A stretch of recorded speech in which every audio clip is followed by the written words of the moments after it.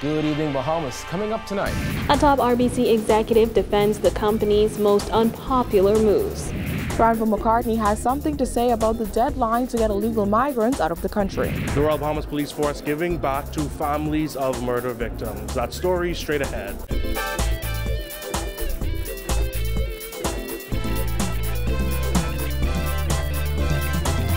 Our news is brought to you by Alive, the nation's newest and best LTE network.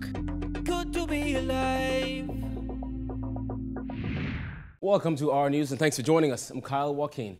Topping news tonight, 2 days after 3 water and sewage employees were questioned by police and released in relation to an ongoing investigation, union officials are denying reports of a sick-out at the corporation. We're told 30 staff members did not show up for work today.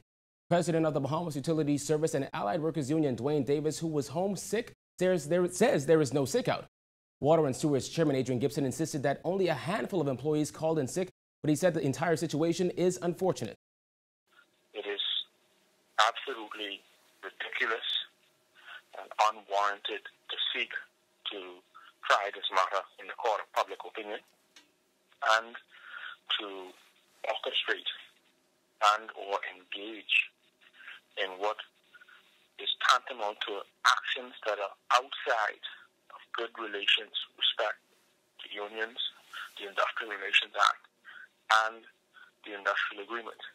The 3 employees returned to work Thursday morning after they were called into the Central Detective Unit for questioning on Wednesday. No word on whether they're in the clear as yet, but according to Woods, staff morale is low. He accused Water and Sewage of embarking on an elaborate witch hunt and now wants the corporation to publicly apologize to those employees for what he called the unnecessary embarrassment they had to suffer. The corporation's chairman responded to that demand. The police are currently carrying out their investigations.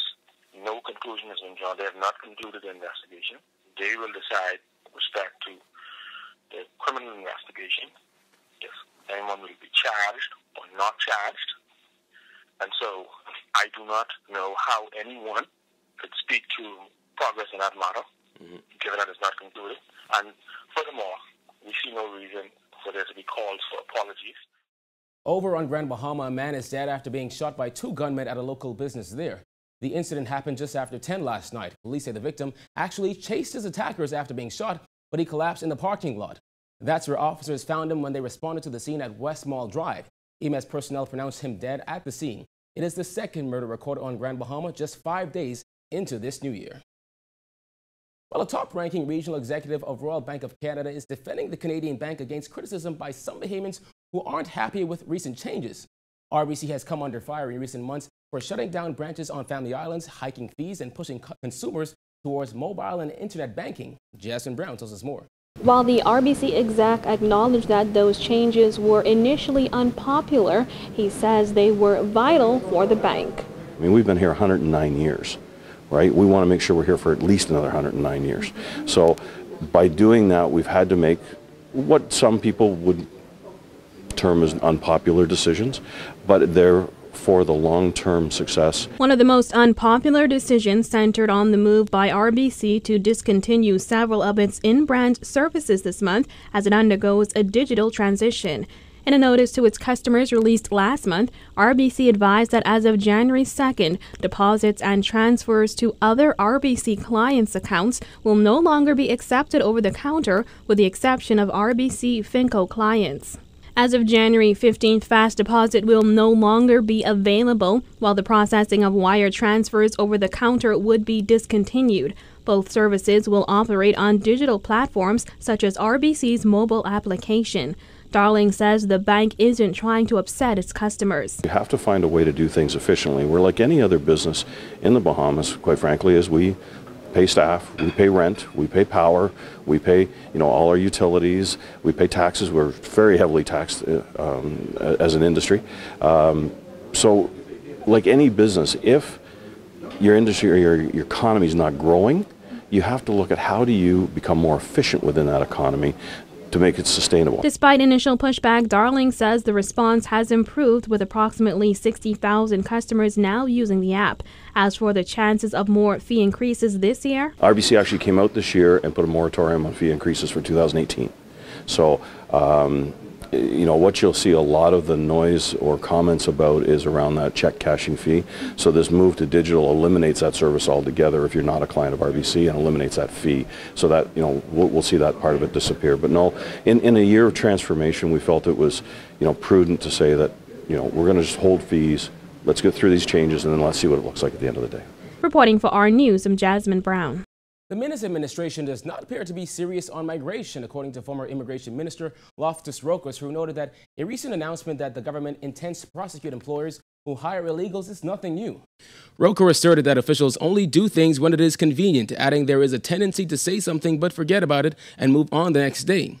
On Tuesday, Immigration Minister Brent Simonette said the government will enforce a rule that is on the books that employers who employ persons illegally will also be prosecuted. Roker says this is nothing new and nothing but talk.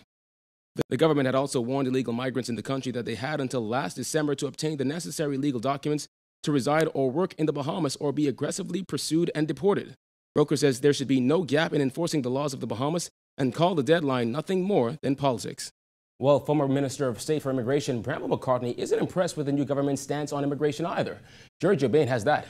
Former Minister of State for Immigration, Granville McCartney, says the December 31st deadline to have illegal migrants out of the country was never realistic. McCartney says the inefficiencies of the Immigration Department could result in lawsuits if officials are not careful. There's been many instances, even before this deadline.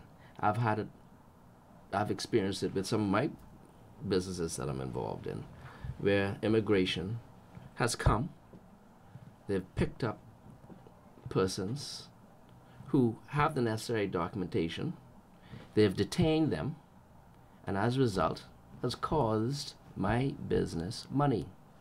Now, I'm sure the Immigration Department would hate to get a number of suits against them in terms of doing that. According to McCartney, it is ridiculous that in all the years since he served as Minister of State for Immigration, the department is still plagued with simple issues like processing work permits in a timely manner. When I was in immigration, I had a policy that a new work permit should not take more than 1 month to process, and any renewals should not take more than 2 weeks.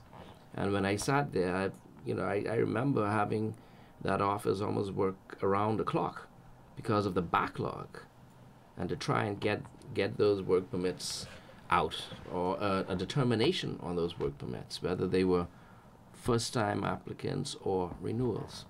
I don't know what's going on now, but it's ridiculous. As for those persons who were born here, according to McCartney, officials at the department have their work cut out for them. How do you tell whether or not they're legal or illegal? It's going to be a difficulty. And that's something, we addressed in the DNA some time back. What do you do about this provision under the Constitution with persons who are born here and can apply on the 18th and 19th birthday? And even moving further on that, those persons who can apply and who have applied, they've still been waiting for many, many, many, many years to get any type of answer. What happens there? Do they pick them up as well? Reporting for R News, I'm Georgia Bay. It was a bittersweet occasion as the Royal Bahamas Police Force hosted the families of victims of violent crimes to a give-back event. Jared Higgs reports. As Dionette Richardson thanks the Royal Bahamas Police Force for hosting families of violent crime, she can't help but remember her 22-year-old son, who was gunned down just over a year ago. Dozens of families joined Richardson at a give-back event at police headquarters. I lost my son unexpectedly, and, just coping with it is not as easy, but I'm just trying to deal with it because I do have other small kids as well. So it's not easy being a single mother, having to deal with the loss of a son and having to cope with supporting other kids. Sergeant Kendra Wallace is the police family liaison. She's the link between the police force and the families of victims of violent crimes. It isn't an easy job, but her work is vital. It's hard when you lose a loved one, and especially if that loved one is the breadwinner of the family. So most families try to cope and figure out, okay, how are we going to start? What's the next step? Richardson knows all about those challenges. Her son's killer has yet to be arrested and charged. Despite that, she hasn't lost hope. Being a mother losing a child, any family would want closure, any family would want justice. In spite of I've not received justice as yet, I still will give the police force a round of applause because they're still trying and they're still doing their job. They have to keep investigating or whatever. And so I'm just a mother that's being patient and believing and that one day that will have closure for the death of my son.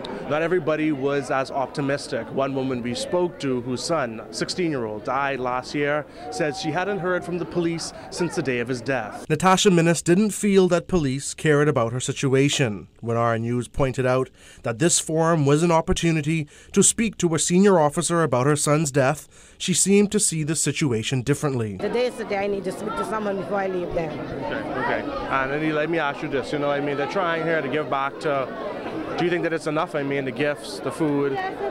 It's really good, yes, it's nice. It's a good opportunity that they think about you. The kids in attendance were treated to food and drinks, as well as a late Christmas gift to round out the holiday season. It certainly won't replace the loss of a loved one, but for the police, they hope it's a reminder that they care. Reporting for our News, I'm Jared Higgs. Still to come on our news, financial experts weigh in on the country's economic outlook. The details are after this break.